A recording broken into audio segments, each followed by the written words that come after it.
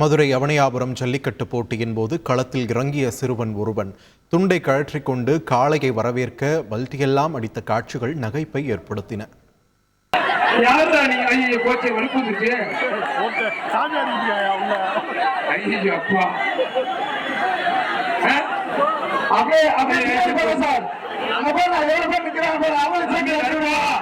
தப்பு பண்ணி தான் கோச்சு இருப்பான்.